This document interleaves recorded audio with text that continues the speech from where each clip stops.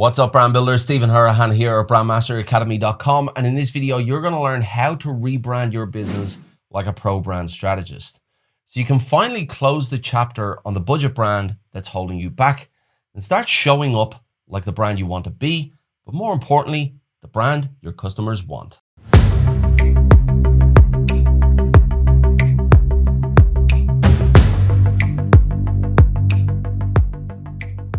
Now, if you're new to the channel and you want to build brands that go beyond those visuals using strategy, psychology, and creative thinking, then you're in the right place. Hit that subscribe button and the notification bell. It'll let you know when I've got new videos coming out. If you want to fast track your results, make sure you grab the Pro Brand Strategy Blueprint. It's a free download. The link is in the description.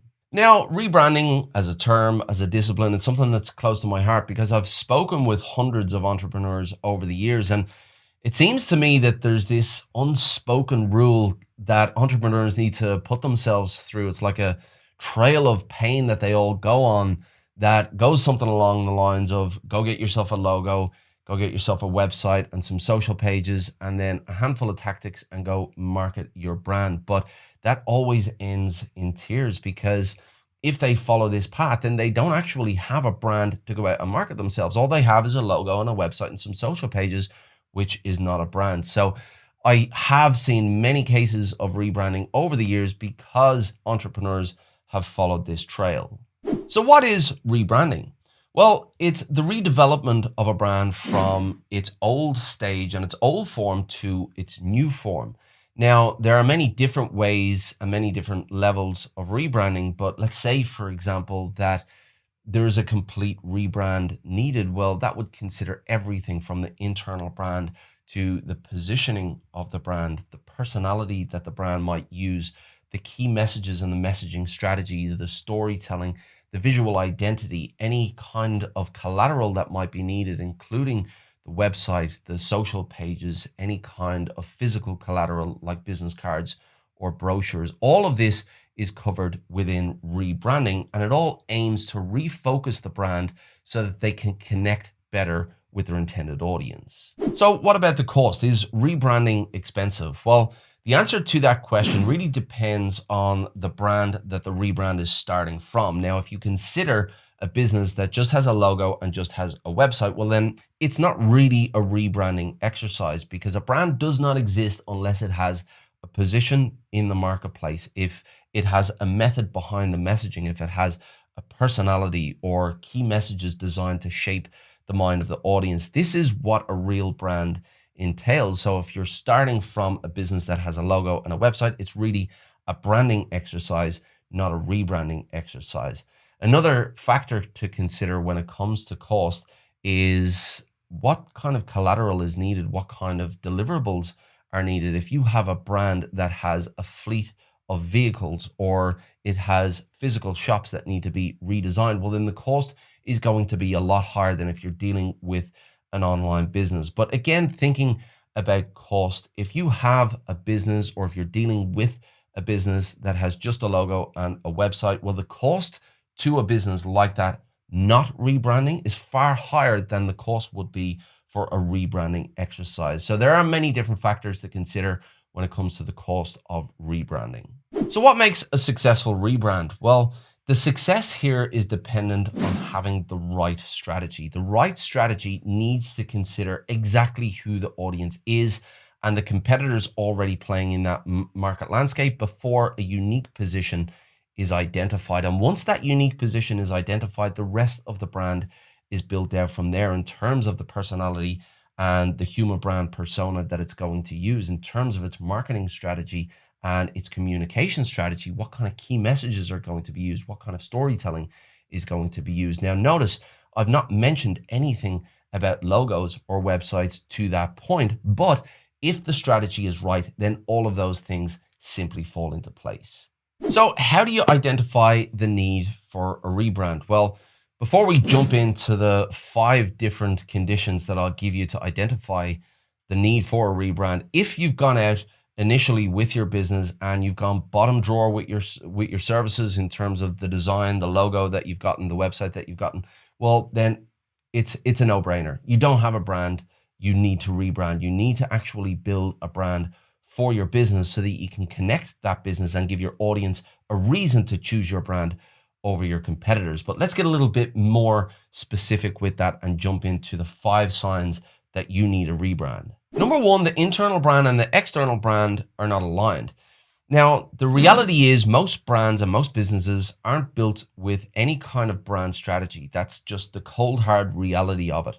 And many that do approach strategy from a surface level view really approach strategy from a statement point of view. So they'll grab a handful of statements and they'll put together their purpose, their vision, their mission, and their values. And these statements tend to go in a bottom drawer. They don't really dictate anything about the brand, how the brand communicates, and the messaging that goes into a brand communication. So if there is no sign that the internal brand exists in the external brand, then that needs a refresh. Number 2, the target market is undefined.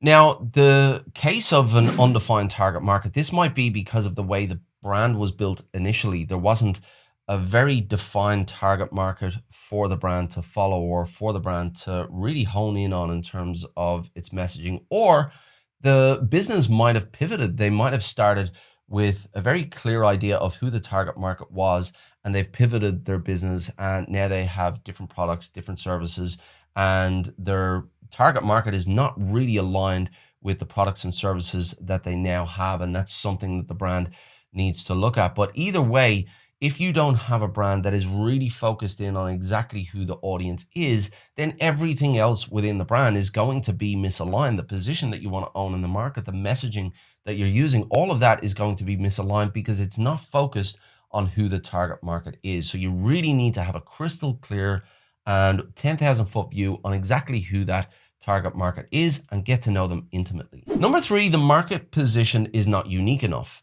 Now, many businesses are branded with the idea that the brand needs to look good so that they can stand out from the competition and look visually appealing. But in reality, nobody makes buying decisions based on a visual identity. Now, maybe some designers do from time to time. They like a visual identity and they'll buy a brand because it just looks great. But most consumers don't do that. You need to give the consumer a reason to turn towards your brand, and that reason is the unique position that you take in the market. That is your differentiation strategy and what makes you different from all of your other competitors.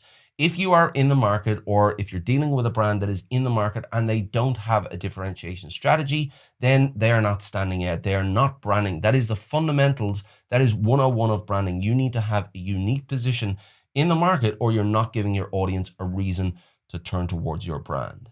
Number 4, the messaging strategy is fuzzy. Now, if you're going to give your audience a reason to turn towards your brand, then you need to make it crystal clear to them as to what that reason is.